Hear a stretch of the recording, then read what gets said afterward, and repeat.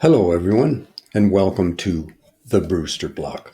I hope this is a return visit for you, but if it's not, welcome again. What would you say if I told you that I had just heard that the government, your government, wherever you happen to live, is about to implement mandatory sterilization?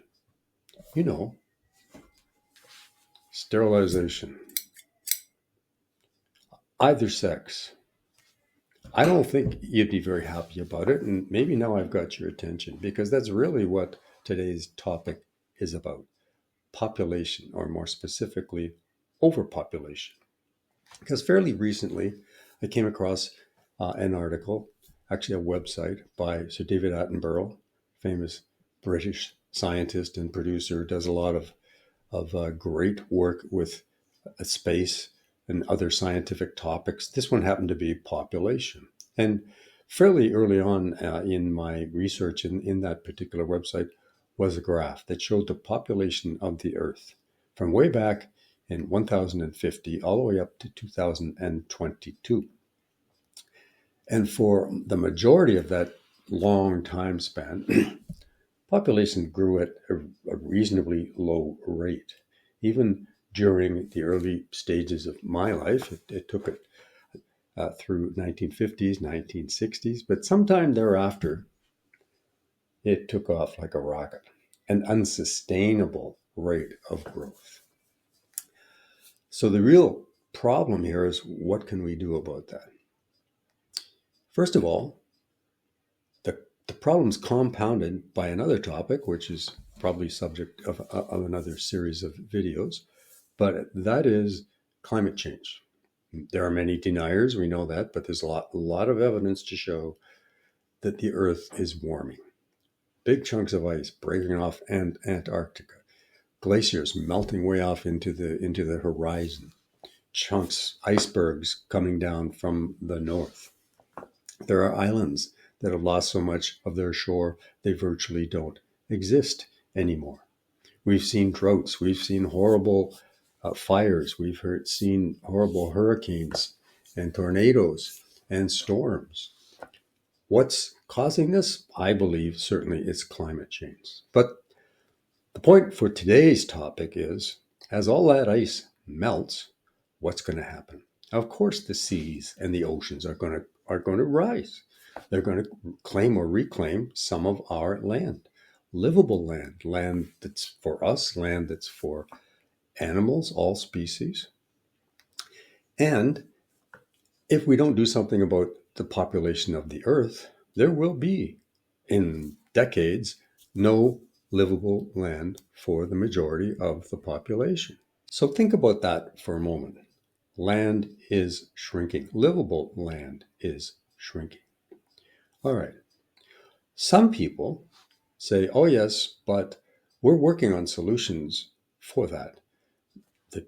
The various people with brains like Elon Musk are going to create machines and rockets and ships that will take us to far off places, and we're going to live there. Right.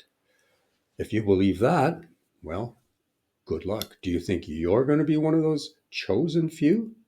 Would you even want to live somewhere where you have to live inside in a capsule? If you go outside without the proper equipment, you're going to die.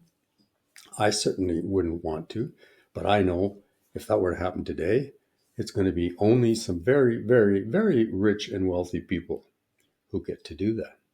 The rest of us, 20, 30 years down the road, won't include me, won't include you, are going to have to deal with the mess that we've left behind. And that's your kids and their kids and their kids, and they're going to hate us for it. So what's a little more practical solution?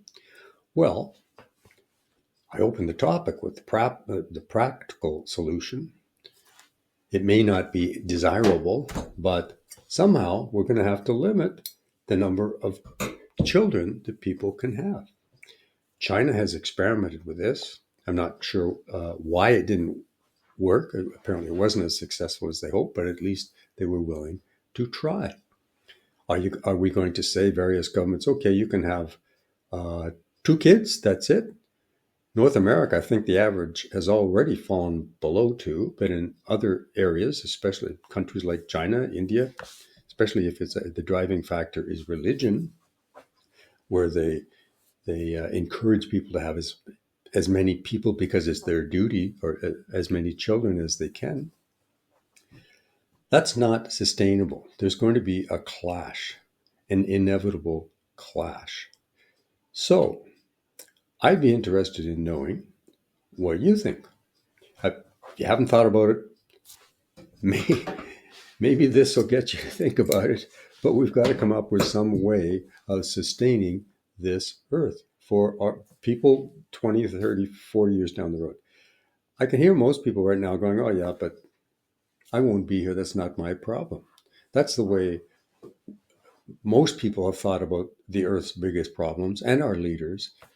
Kick it down the road. Kick it down the road. It's not my problem. I'm just going to lead my life, have a great time, and then I'm going to be dust, and it won't be my problem.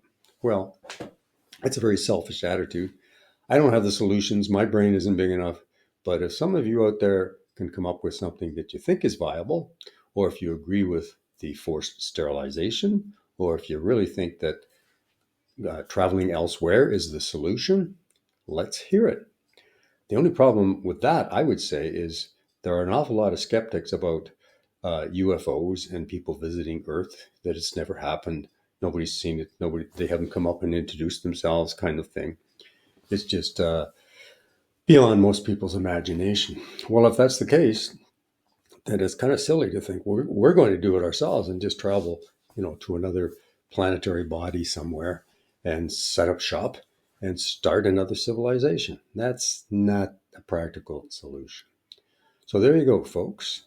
Something to think about. Let us know down below what your thoughts are. Let's get some conversation going. If you think this is a good topic, let me know. If you don't, that's okay too.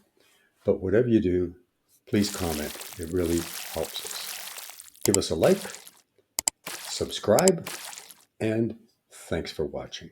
Please come back and see us again.